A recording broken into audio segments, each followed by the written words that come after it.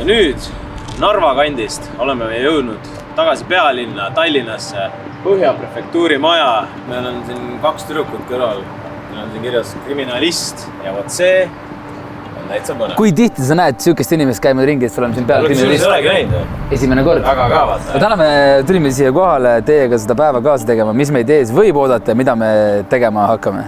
Näitame siis teile enda tööd ja loodame, et äkki tuleb ka mõni väljakutse, kus me saame toimetada. Ja väljakutse tähendab mida siis, mida me tegema peaksime?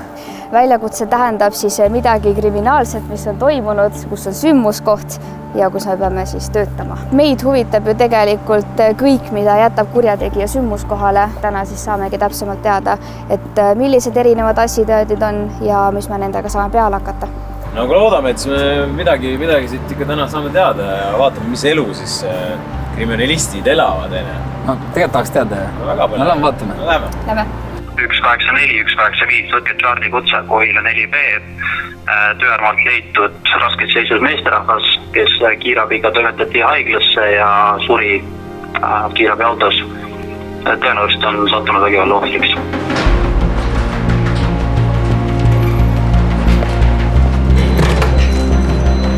Vaatame üle, mis siin toimub.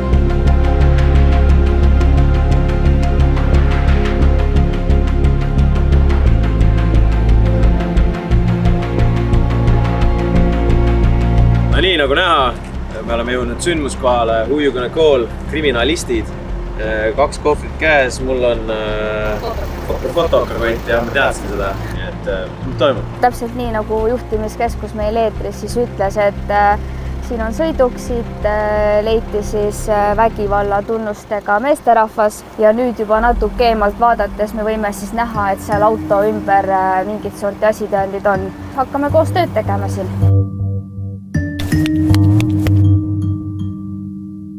Õues on 27 kraadi sooja, oled kriminalist, su elu ei ole siis kõige lihtsam siin. Sa näed surnud endi, sul on räme palav. Ma olen nagu Breaking Badis see karakter. Let's cook või? Nii, aga anname kaamera äkki Andreile. Võidki siis siit samast alustada. Ikka teist ka, et oled siin koha peal. Mine. Vaat see on küll äge asi, vaata. Kes see jätab noa niimoodi? Tihtipeale võib verd ka maas olla. Ja, et me otsime ikkagi kõike. Me otsime pisikesi verejälgi, kiud, juuksekarvad, mis iganes. No mina märkan praegu 3 asitõendit kohe, mis on silmaga nähtaval. Saad nummerdada. Tundub verine särk, 1 pudel, nuga on meil. Aga mis siin juhtus siis? Passenger seat on lahti, vend pani küpsiseks siin, jõi pudelist mingit mahla ja siis noa jättis sinna või? Ma arvan, mul tunne, et nad tulid ühe autoga ja juht kassis ära. Vaata, kui suur ala ka veel pandi siit niimoodi ümbert kinni on ja keegi siia tulla ei saa, meil on väga suur privileeg. Nagu me võime siit näha, siis särk puhas ei ole. Kangavigastused, siin on erinevad määrdumised, aga see on siis miski, mis meile võib rääkida, et mis siin toimus. Selge, pakendame. Just, aga uued kindad. Uued kindad käes. See on steriilne lina. Tee see lahti ja laota siia näiteks kõrvale. Ops.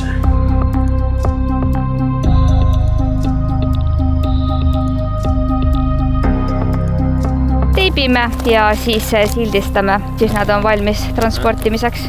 Järgmine asitõend on pudel, Andrei. Tõstame pudelit siis sellisest kohast, mis on tõenäoliselt koht, kus me ei taha proovi võtta. Alt. Ehk siis on ju alt. Aga see on jube hea koha peal, see saab otse purki lasta, seda ei pea näppima isegi. On ju. Nagu nipsti. Nüüd on asjad korjatud, mis nüüd saab? Koristame ära.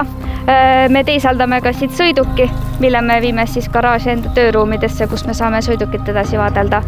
Aga meie järgmine samm on tõesti laboris siis. Lähme laborisse siis? Ja, lähme laborisse. No nii, nüüd me oleme sündmuskohalt tagasi ja nagu näha, me oleme põhimõtteliselt laboris. Ja mis me laboris teeme siin nüüd? Jälle me paneme ilmselgelt igasugused rüüd, maskid, kindad selga, siis me ei katsu ühtegi asitõendit ega töövahendit siis paljaste kätega, sest et meie DNA kandub sealt edasi asitõenditele ja me lihtsalt rikume kogu enda tehtud töö ära. Kõigepealt siis kindad. Kuidas üldse kriminalistiks õppida saab? Me ootame tööle tublisid, tarkasid inimesi, kes tahavad reaalselt seda tööd teha. aga kui juba noor otsustab, et kindlasti ma tahan saada politseinikuks või siis sealt edasi mingi karjääri valida, siis Sisekaitseakadeemia on see number 1. Milline teie igapäeva töö hetkel välja näeb, et tuled tööle, tiksud niisama, uurid midagi, laboris. Sa ütlesid just talle, et tiksud niisama. Kas tiksud niisama või sa uurid, käid sündmuskohtadel, kuidas see välja näeb? No iga päev on ju ikkagist erinev. Hommikul kell 8 hakkab meil vahetus, siis kohe välja ja sündmuskohad sündmuskohale. Mis on sinu kõige hullem asi, mis sa näinud oled? Paljud sündmuskohad, ma arvan, kus me käime, on keskmise inimese jaoks võikad. Et selline surm, eriti vägivaldne surm, kui keegi päriselt on siis vaeva näinud selle jaoks, et inimene enam ei ela. Et see on ikkagist alati suht halb vaatepilt. Kuidas see teid ennast mõjutab? Meil on hea õhkkond tööl ja see on mega pluss. Et kui me ise läbi ei saaks, siis oleks ikka päris õnnetu. Jah, et me oleme kõik üksteisele toeks. Võtame korra kokku, mis me sündmuskohast lõpuks kokku leidsime?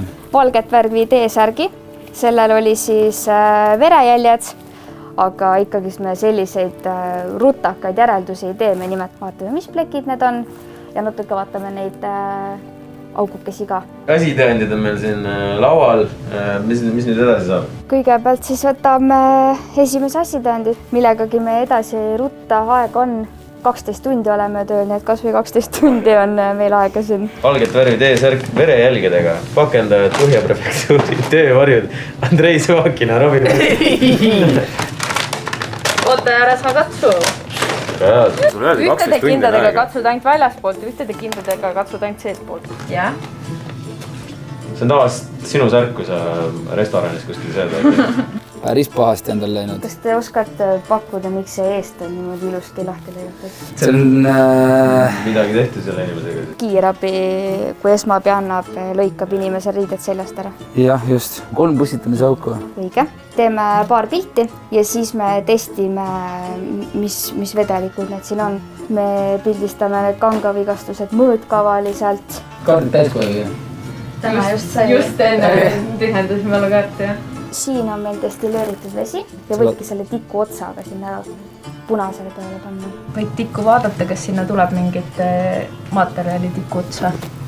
Tuli. Kõigepealt esimest lahust.